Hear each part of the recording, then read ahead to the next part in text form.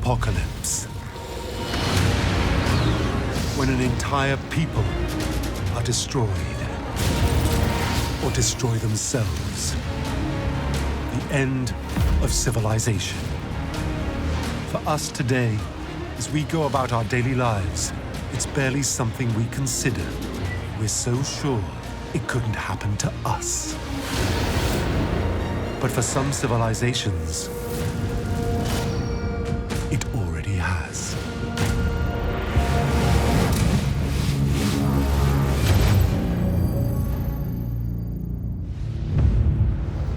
Empire. As a form of government, it has shaped our lives for millennia. The Roman Empire, the Mongol Empire, the British Empire. All have dominated lands and people, but none were the first. In the 24th century BCE, Mesopotamia was made up of many different city-states, each with their own king and patron god. It was largely inhabited by two distinct ethnic groups, the Sumerians in the south and the Semitic Akkadian people in the north. In 2334 BCE, the Akkadians conquered the Sumerian lands, uniting the city-state kingdoms here to create an entirely new form of political organization: empire. This is the first time that you had a multicultural, multilingual group of city-states all unified together under one banner. This represents a tectonic shift in government. This is a new state of political organization that we've never seen before. The Akkadian Empire was the world's first empire and ruled from the Persian Gulf in the east to the Mediterranean Sea in the west, all the way north into modern-day Turkey. We see this empire coming seemingly from nowhere, and suddenly the Akkadian language rises up to then become the language across this entire region. Under the Akkadians, life in Mesopotamia flourished. They used their power and geographical reach to create a period of great prosperity inside the empire. Their trade routes spanned vast distances outside of the empire. So they were actually trading with people in India, with people in the Mediterranean. You had beautiful artistry pouring into the empire. Pearls, ivory, both elephant and hippopotamus. Even live animals like monkeys. Everything that you could possibly imagine was all coming in, making the empire wealthier and more opulent. But after only 140 years, by 2193 BCE, the Akkadian Empire fractured. Entire regions were abandoned as the empire descended into chaos. The Akkadian Empire's very existence was forgotten through the passage of time. What could cause the world's first empire to be erased from history?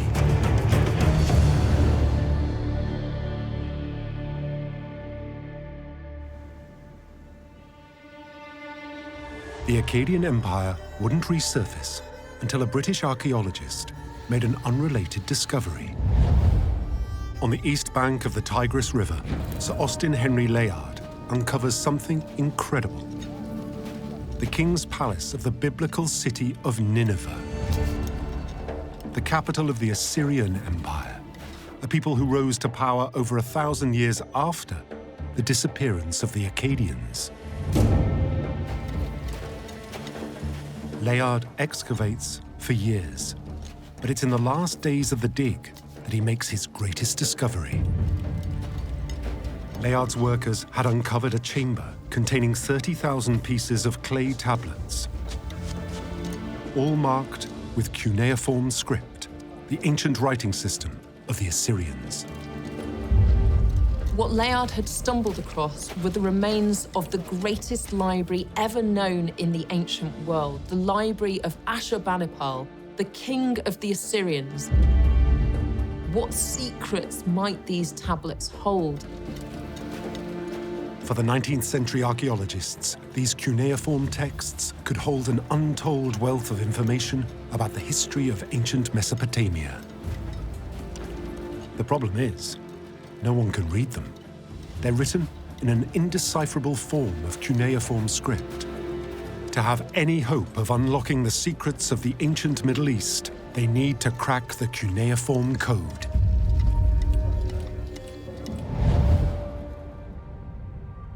For the past 15 years, British archaeologist Sir Henry Rawlinson has been working on translating cuneiform.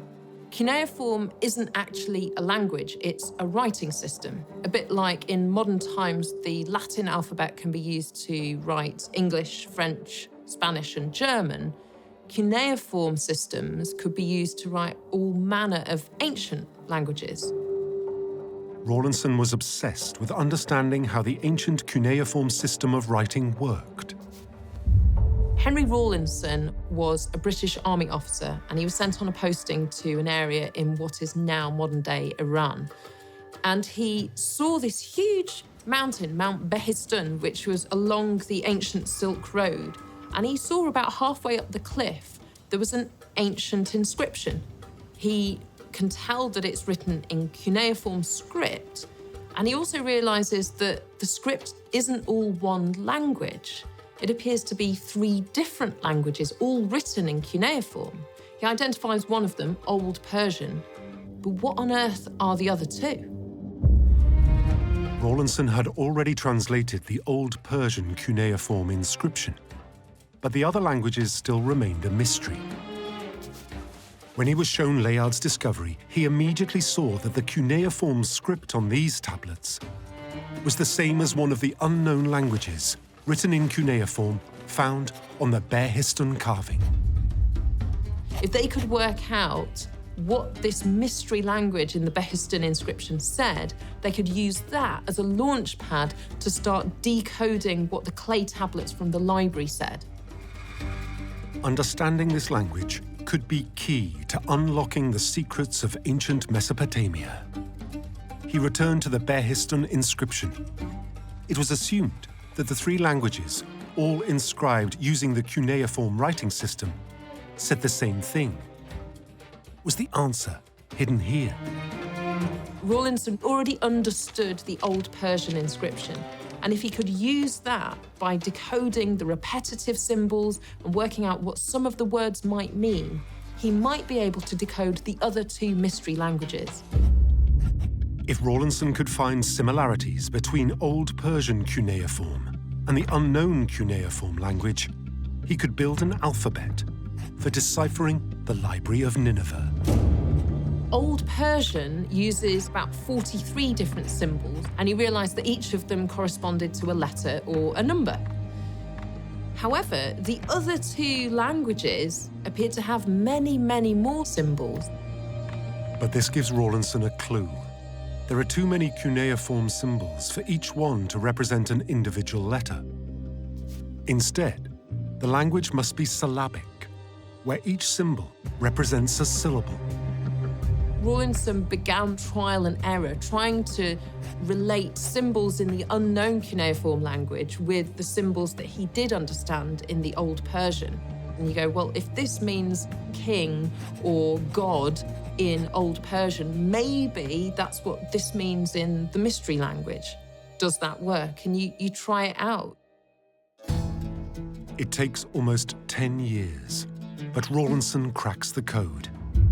He can finally read the tablets from the Library of Nineveh. And what riches it held. There were texts on medicine, there were texts on astrology, and there was a huge section on history.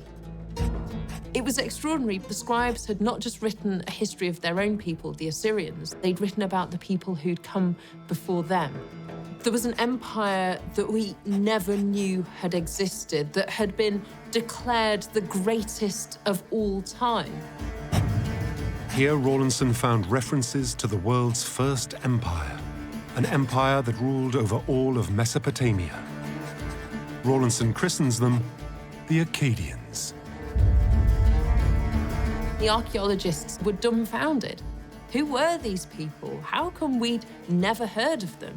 How could a whole civilization be destroyed in such a way that they would be entirely lost to the sands of time?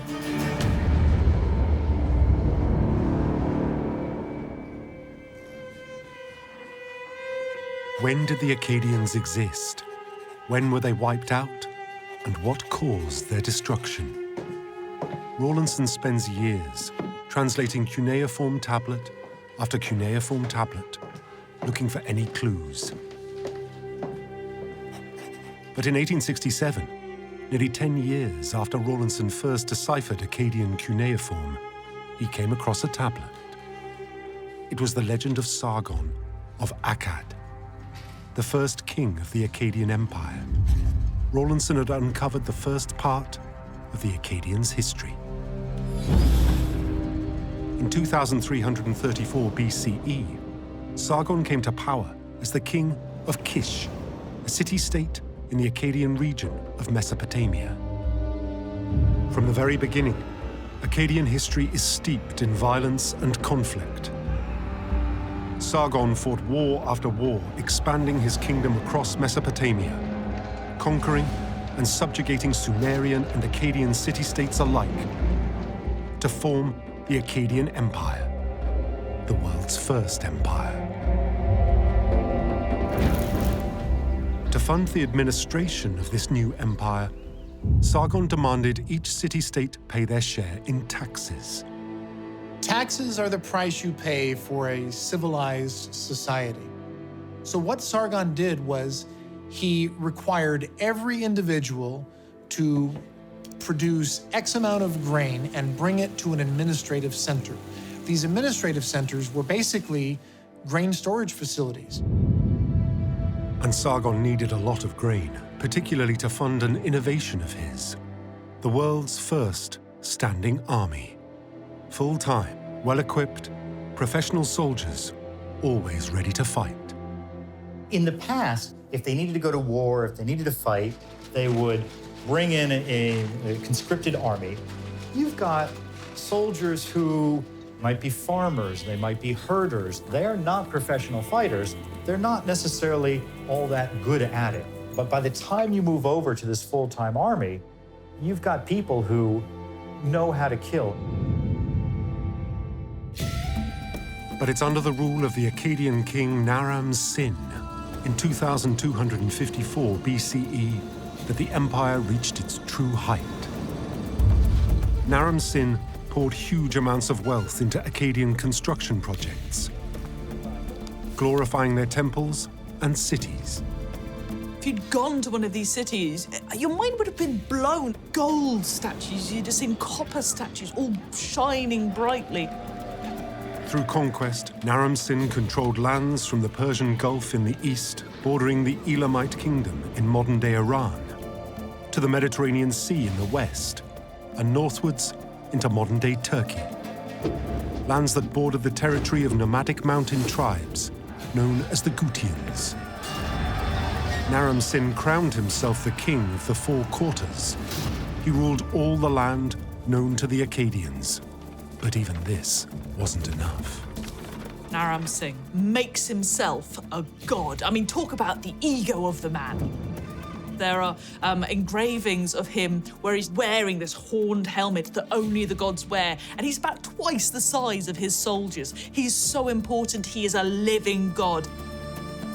The Akkadian Empire achieved something truly astonishing. So why had archaeologists never heard about them until now? What could have caused the world's first empire to disappear?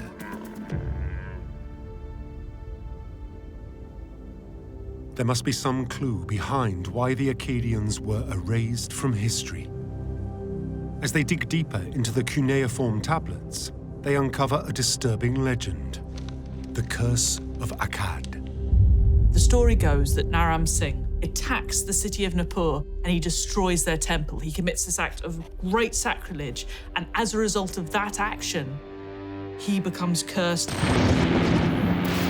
The gods were so appalled by Naram-Sin's actions that they prayed for his empire's destruction. A snippet from the Curse of Akkad reads, "May the grass grow long in your canal bank towpaths, built up with canal sediment. In your plains, where fine grass grows, may the reed of lamentation grow. Akkad, may brackish water flow where fresh water once flowed for you." Because of Naram-Sin's hubris, the gods destroyed the Akkadian Empire. Did the empire experience a large-scale collapse? Archaeologists need to know when the Akkadian Empire actually existed and when they were killed off. Archaeologist and philanthropist Herbert Weld Blundell donates his collection of Middle Eastern artifacts and antiquities to Oxford University's Ashmolean Museum.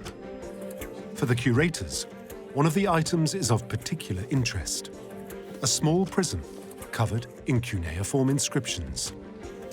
It's a copy of the Sumerian king list. The Sumerian king list was written around 1800 BC in the Sumerian language.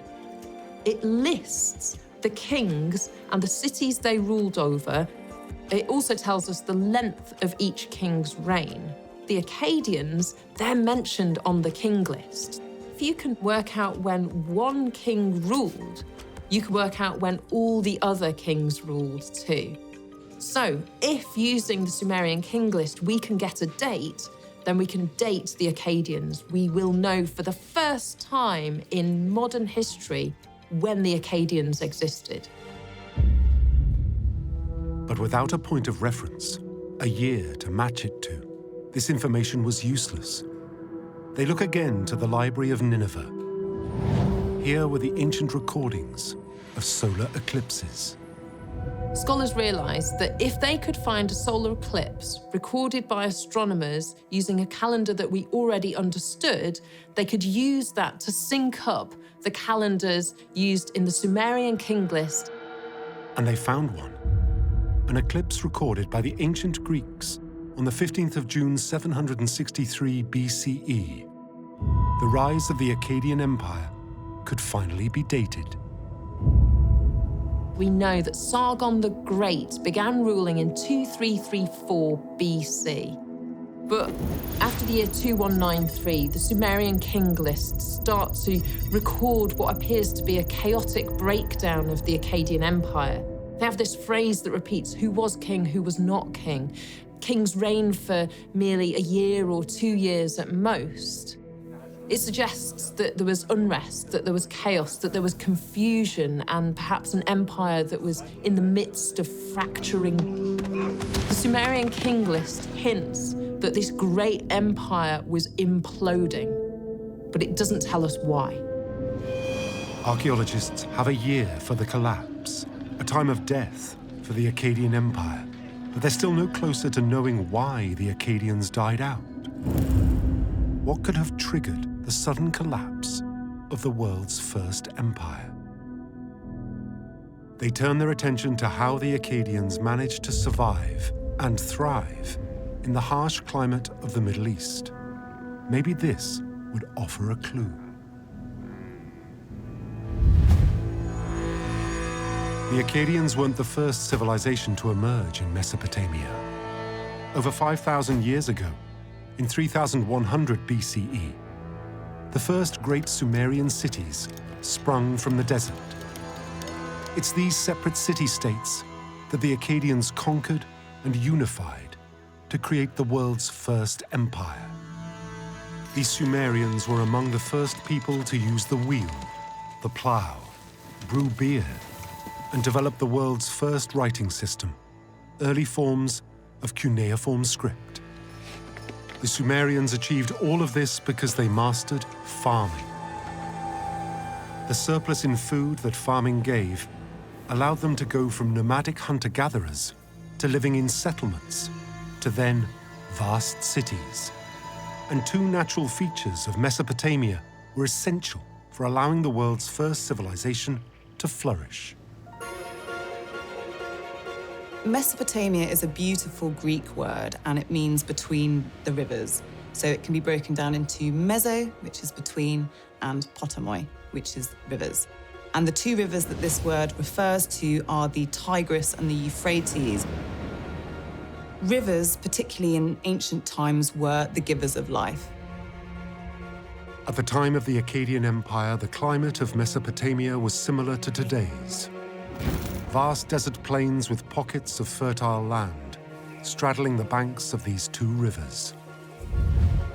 In a land where rainfall was scarce, the Sumerians found a way to use these rivers to turn a desert into an agricultural powerhouse by building vast irrigation canals. When the Akkadians captured and took control of the Sumerian lands, they knew just how important this irrigation network was for their survival, but also for their plans of expansion.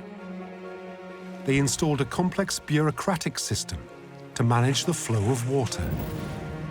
The entire system of ancient Mesopotamia, of Akkadia, rested on the health of these irrigation canals. To be able to produce as much wheat as they did using irrigation, they had to constantly maintain this really complex network of irrigation canals. One of the greatest contributions that the Akkadians have given us is bureaucracy, is administration. To maintain these irrigation canals, you had to have a strong centralized government looking over the administration of these. The problem with the Akkadians is that as they get bigger, they all seem to become victims of their own success. As the empire is expanding, there's constantly need for more food. There's constantly more mouths to feed. With more and more pressure placed on Akkadian farming, how did they manage to feed an entire empire? Archaeologists turn to their records. Here they find evidence of Akkadian expansion into the Habor Plains in what is now northeastern Syria. As you move into northern Mesopotamia, the landscape actually changes fairly radically from arid desert to plains. What we see is, unlike the south, where there was irrigation, we find that here farming is actually primarily rain-fed. Rain-fed agriculture relies solely on rainfall to water crops.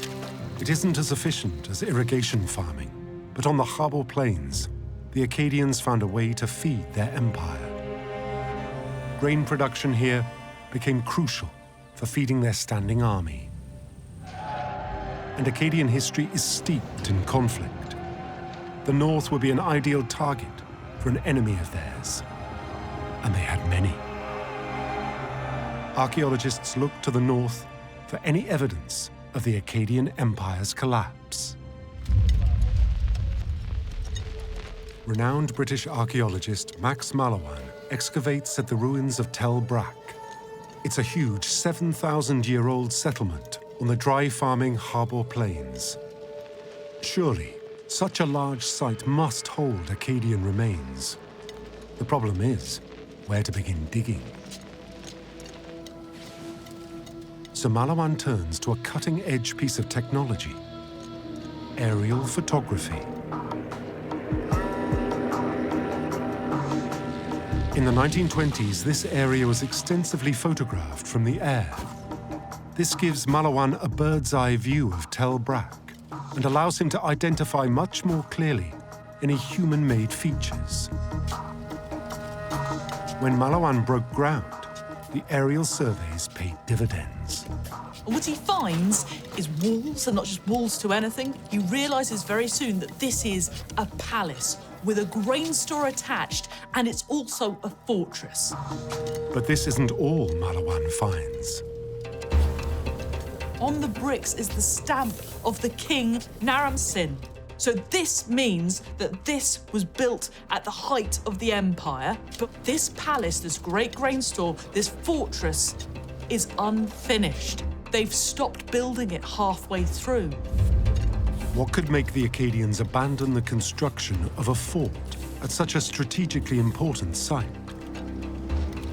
Archaeologists need to know if this area is linked to the collapse. In the decades since, more and more Akkadian sites are uncovered across the Habor Plains. Archaeologists are shocked by what they find. Site after site was abandoned by the Akkadians. At Tel Leilan, archaeologists have uncovered unused clay balls for pressing cuneiform tablets, left in situ on the floor of the Akkadian administrative building. Why would people leave useful artifacts? In addition, what's visible at the site is the foundations of a new building, but it hasn't been completed. Archaeologists even find unused bricks sat next to the unfinished building. It's evidence the site was rapidly abandoned. Why would the Akkadians abandon such an important region? Was this evidence they were under attack?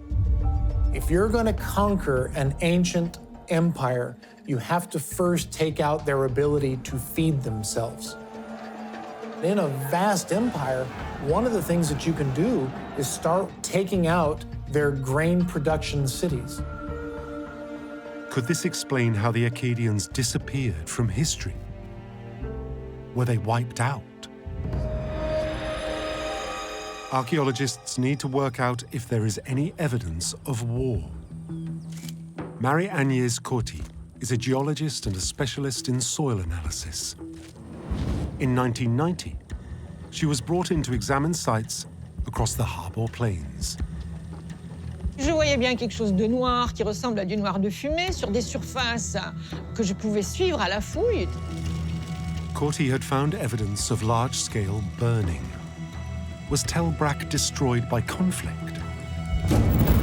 It would explain the discarded clay balls and unfinished construction project. If the fortress was under attack, the inhabitants may have been forced to flee and the site abandoned.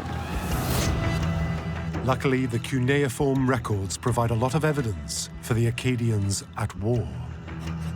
Not everybody wants to be a part of the Akkadian Empire. There are constant rebellions. There's constant unrest that has to be dealt with. And in the east were the Gutians, nomadic mountain warriors continuously attacking the edges of the empire. But the Akkadians were very good at fighting. The Akkadians were able to be so powerful because they had a standing army. The other thing that the Akkadians were able to do was to make incredible use of the bow and arrow. You didn't have to touch your opponent. And by the time you actually engage them hand-to-hand in combat, you've already won the war. The Akkadians could hold their own, and closer analysis of the burned soil layer reveals something unusual. Il n'y avait pas de traces de feu. Donc vous trouvez un dépôt noir qui a toutes les caractéristiques de dépôt de fumée, mais qui en théorie, ou en théorie dans les situations, je dirais, normales, est associé quelque part à des structures de combustion, et là, il n'y en avait pas. J'ai donc identifié dans ce niveau noir la présence de composés indiquant une vaporisation à très haute température, non seulement à très haute température, mais extrêmement rapide, que l'on appelle un phénomène de flash thermique. On ne sait les faire que expérimentalement en laboratoire. Donc là, il y a 4000 ans, de toute évidence, l'homme n'était pas capable de faire ça. The burn layer couldn't have been caused by invaders, and a closer analysis of the soil reveals something else unusual to Coty. Tel Brak was hit from above, pummeled with debris coming straight down. C'est donc une chute de débris que j'appelle exotique. Ça ne pouvait venir que par la haute altitude. Coty needed to know what could cause this kind of destruction during the 3rd millennium BCE. Was it linked to the collapse of the Akkadian Empire? She expanded her analysis to other Akkadian sites on the Harbour Plains. Was the same pattern of destruction found across the region? It might help explain the collapse of the Akkadian Empire. In 1991, Coty looked 50 kilometers northeast of Tel Brak to Tel Leilan. Here, she made a startling discovery. The same flash thermal phenomenon, burn layer. And above this, something else unusual, dust, lots of it. La La couche de poussière de tell-el-lan, qui pouvait avoir quelques dizaines de centimètres d'épaisseur, voire plus, en fonction des contextes, en fonction de combien, en fait, de combien de matériaux s'étaient accumulés dans des bas-fonds, dans des petites dépressions. Là, ça pouvait être jusqu'à 1 mètre d'épaisseur. Analysis showed a thin layer of coarse debris and then a large layer of fine dust. For Corti, it indicates the surface was hit with coarse debris, the impact through the local soil into the air to then settle as a layer of dust. Something pushed this coarse debris down onto tell-el-lan with an incredible force. But these aren't the only unexplained clues Corti found. Buried amongst the debris at each site were small pieces of plastic. On nous dit que l'Anthropocène est défini, la période actuelle est définie par l'arrivée des microplastiques et des microplastiques. Je croyais, comme tout le monde, que c'était de la contamination parce que d'autres collègues en avaient trouvé. Pour moi, c'était du matériel industriel. Je ne comprenais pas ce qu'ils faisaient dans ces surfaces archéologiques et il n'y avait pas de raison que je m'y intéresse. Corti began to look outside the Harbour Plains to see if there were any other archaeological sites that showed similar signatures. 300 kilometers from Tell-el-lan is the palace ruin of Tel Amarna. Here, archaeologists have uncovered something incredible. J'ai pu constater le palais de l'Empire d'Akkad effondré intact. La structure qui a été totalement déstabilisée, qui est tombée intacte, on restait sans voix devant cet enregistrement. Decades of analysis indicate to Corti that the destruction was caused by a shockwave. The evidence points to a great explosive force that devastated sites across northern Mesopotamia. But Corti has no idea what it is. Could it explain why these Akkadian sites were abandoned? Je pense que quand on fait une découverte de ce type-là, on ne sait pas que ça va changer le cours de votre vie, mais on ne peut pas lâcher prise. C'est un petit peu, je ferai la comparaison, c'est un peu comme si un détective est sur les traces d'un tueur en série, d'un serial killer, il ne va pas lâcher prise. In Perpignan, France, at the French National Centre for Scientific Research, Corti and a team of physicists analysed the destruction pattern. Because the debris impacted the sites from above, they looked to the sky for natural phenomena. But what could deliver such a rapid blast of high-intensity heat? Corti gets a clue. An accident report from emergency services who have been investigating the death of someone struck by lightning. Incredibly, at the accident scene, the emergency workers uncovered a familiar material. The same plastic polymers Corti found across the Harbour Plains. Et là, je dis, oulala, mais ça, c'est pas de la contamination, ça va pas du tout, parce qu'il a absolument pas les caractéristiques d'un plastique industriel. Industrial plastic is formed by combining and processing the byproducts of crude oil. It has a unique molecular structure. But the plastic polymers recorded at the accident scene are different. Nous avons pu procéder en fait à une identification sur les effets de la victime, des traces de foudre, et constater qu'effectivement, il y avait eu transformation de la peau, transformation des effets en polymère. Nous avions affaire à des phénomènes plasma. Donc les phénomènes de foudre déclenchent des plasmas électriques qui transforment en fait les aérosols en nanoparticules. Et pourquoi ces nanoparticules sont si importantes? Et c'est ces mêmes oxydes de titane en nanofeuillets que j'avais identifiés dans la matrice polymère des plastiques de Tell-el-lan. Je pourrais vous faire une liste de tous les sites. The plastic polymers found on the body of the person struck by lightning were the same as the ones Corti found in the Akkadian archaeological excavations. Her analysis has shown that the plastic she uncovered wasn't pollution after all, but a naturally occurring plastic polymer created by lightning. Corti has a hunch that lightning was responsible for the destruction of the Akkadian sites across the Harbour Plains. But how could such a large lightning storm actually form? After decades of analysis, Corti has developed a theory that she believes explains it: a dust bomb. It requires a massive injection of dust high into the atmosphere, likely from a volcanic eruption.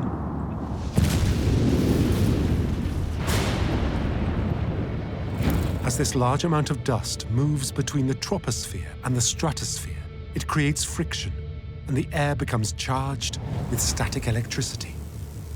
The electric field becomes so great that it rips atoms apart and creates plasma channels.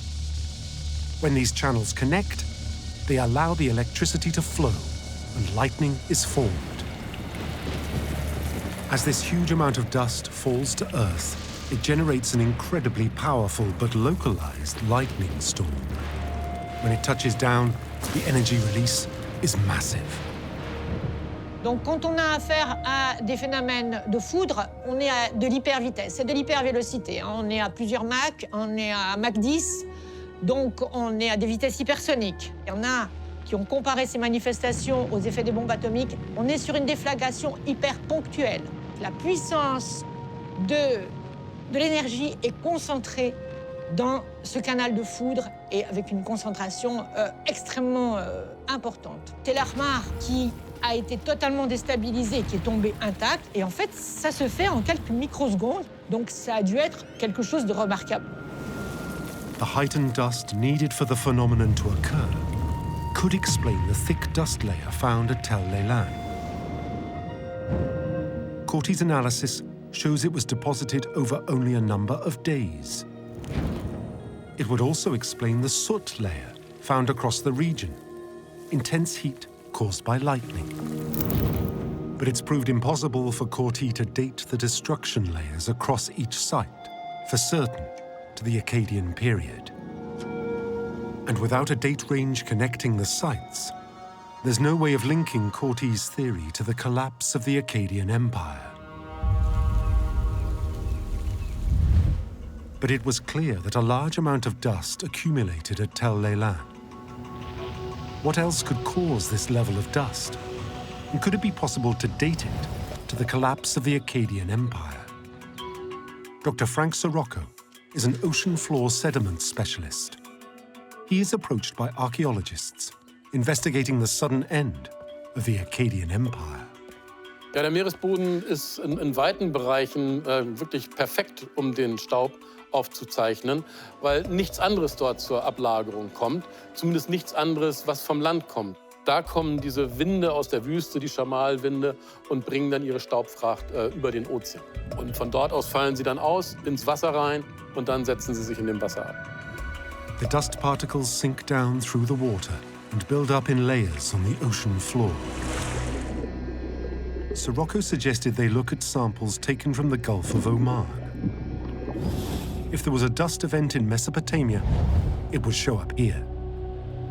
Crucially, they might be able to date it to the Akkadian period. Dr. Sirocco analyzed the sample looking specifically for dolomite, the mineral signature for dust found in Mesopotamia. Meistens lagen die Konzentrationen vom Dolomit so etwa bei vielleicht 5%. Und dann haben wir in diesem Kern aus dem Golf von Oman plötzlich Gehalte gefunden, die gingen hoch auf 10–20% in der Größenordnung. Und da ist uns eigentlich zum ersten Mal klar geworden, dass es so einen sehr starken Staubsturm gegeben haben muss, 2200 vor Christus, nach unseren damaligen Datierungen. Und das war eigentlich das stärkste Signal, was wir im Staub überhaupt gefunden haben in den letzten 10.000 Jahren. Incredibly, the increase in dust lasted for 300 years. Corti believes her dust bomb event occurred in the space of a few days. But Sirocco's dusty period is much longer. What could cause such a lengthy spike in the sediment core history?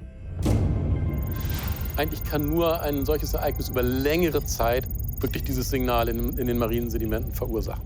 Es ist eigentlich schon sehr eindeutig, dass das eine Dürre gewesen sein muss. A 300-year-long drought could certainly account for the collapse of the Akkadian Empire. As soon as drought takes away that agricultural base, as soon as you have too many hungry mouths to feed, your empire crumbles. And it seems they weren't the only civilization to experience upheaval at this point in history. From the Egyptian Old Kingdom, across the region to the Indus Valley civilization in modern-day Pakistan, civilizations collapsed and entire cities were abandoned.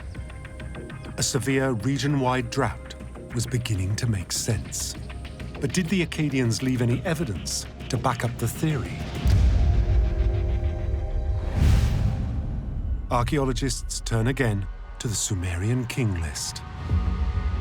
After the year 2193, the Sumerian king list holds this very ominous phrase, who was king, who was not king, which suggests a huge depth of confusion, perhaps chaos. Rulers were on the throne for just a short period of time. The dust spike in the sediment samples taken from the Gulf of Oman show a spike around 2200 BC, which tallies perfectly with this chaotic breakdown described by the Sumerian kings list. Drought is looking more and more likely the cause for the collapse of the Akkadian Empire. But there's an issue with Dr. Sirocco's Oman results. These ocean core samples can't be analysed at a high enough resolution for dating to be done exactly. There's an inbuilt error range of 300 years. The drought could miss the rise and fall of the Akkadian Empire entirely. Without an accurate date, it's impossible to prove that drought coincided with the collapse of the world's first empire. But then, a stroke of fortune. In 2018, Oxford University's Paleoclimate Research Laboratory collected samples of stalagmites from caves just outside Tehran in Iran. The lab studies geology around the world and what it can tell us about ancient climate. Stalagmites are really good climate proxies. That means they tell us something about the climate of which they're growing. As the researchers analysed the sediment deposit history of the stalagmite samples, they came across something unexpected. There's a spike in dust around 2,200 years BC. That lasts for about 300 years. Where is that dust coming from? Well, if you look at the paleoenvironmental analysis, the main area that dust is travelling from is from Mesopotamia. And because the tests were done at a high resolution, it's possible to date the dusty period accurately. It matches the Oman samples perfectly. What this is showing is likely drought in that region. But what caused this drought in the first place? A phenomenon being studied as a strong cause for drought across the world is El Niño. Could it be responsible for a drought occurring at 2200 BCE? El Niño occurs when tropical water in the eastern Pacific Ocean becomes unusually warm. The effects of El Niño are unpredictable, but often cause drought around the globe. Dr. Frank Sirocco has a hunch El Niño is responsible for the drought at 2200 BCE. But how can you work out when El Niño occurred throughout history? Sirocco turns to what we know now. Man weiß sehr genau heute, dass ein El Niño-Ereignis dazu führt, dass wir vor Peru sehr warmes Wasser haben, wo sonst die Oberflächentemperatur sehr, sehr kühl ist. Und dieses warme Wasser hinterlässt Spuren in dem Plankton, was vor Peru dann sich auf den Meeresboden absetzt. Und das können wir wieder in einem Sedimentkern analysieren und dann eben halt genau sagen, wann hatten wir Phasen mit warmem Wasser vor Peru und wann hatten wir Phasen mit kaltem Wasser. When they date the sample, incredibly, they see a spike in sediment from 2500 to 2000 BCE. For Sirocco, it indicates an intensification of El Niño activity around the period the drought hit Mesopotamia. Man kann sicherlich keinen direkten Beweis führen, dass Veränderungen im El Niño 2200 vor Christus hundertprozentig die mesopotamische Dürre verursacht haben. Das Einzige, was wir wirklich sehen können aus Sedimentkernen, die wir vor Peru gewonnen haben, dass genau in dieser Zeit, so zwischen 2500 und 2000, das El Niño-System ganz grundlegende Veränderungen erfahren hat. Und von daher ist es einfach aufgrund des Verständnisses des globalen Klimasystems wahrscheinlich, dass es diesen Zusammenhang gibt. For Sirocco, El Niño is the most likely cause for drought striking the Akkadian Empire. But was there any on-the-ground archaeological evidence linking the drought to their collapse? Archaeologists look again to the soil layers at Tel Leilan. If there was drought, then surely there would be evidence. Here, they make a startling discovery. Usually what you find in the soil at archaeological sites are the patterns of marks of activity of earthworms. What we find at Tel Leilan is that the soil is dead. There's no evidence of earthworm activity. The soil at Tel Leilan has become dust. Unlike further south, where the land was watered by irrigation, the harbour plains were watered by rainfall. If the rain stopped, then it would cause the soil to die. Drought would make sense why there was such a large dust layer. It would also make sense why the archaeologists found discarded clay balls for pressing cuneiform tablets and unfinished buildings. Evidence that the inhabitants of Tel Leilan had left their home. At its most basic, drought is a really devastating event because really you need it to do incredibly fundamental things. You need water to water your animals. You need water to water your crops. So if you don't have any water, how do you survive? If the people of Tel Leilan were unable to feed themselves, and there was no longer water to drink, it would explain why the site was abandoned. When the archaeologists radiocarbon dated the abandonment layer of the settlement, they got the date back 2200 BC. People only start coming back to the site around 1900 BC. So there's a 300-year gap where people don't live there. The hiatus dates seem to fit perfectly with the Oman and Iran samples. The evidence points towards a 300-year drought, striking the Akkadian Empire right at the point they collapsed. And it's believed the north of the empire, which relied on rainfall to survive, was hit particularly hard. The taxes on grain grown on the harbour plains were crucial for supporting the Akkadian Empire, particularly funding their standing army. The city-states that resented being under Akkadian control took their chances and rose up against them. When you can't feed your people, people start to think that perhaps you're not the right king. The Akkadian Empire maintained power through having a standing professional army. As soon as the taxes aren't coming in to pay your soldiers, what hope do you have of maintaining their loyalty? And therefore, what hope do you have of keeping control over this vast and varied empire that you reign over? And it's thought the Akkadians weren't the only people hit by the drought. As the rain dries up, the Gutian tribes move in, chasing water down into Mesopotamia.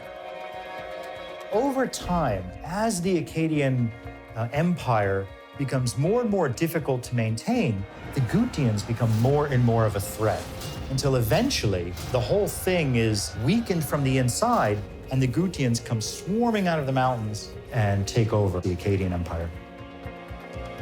But they rule an empire in name only. With the Akkadian Empire severely weakened, it soon broke up into city-states, like Mesopotamia had been just 140 years before.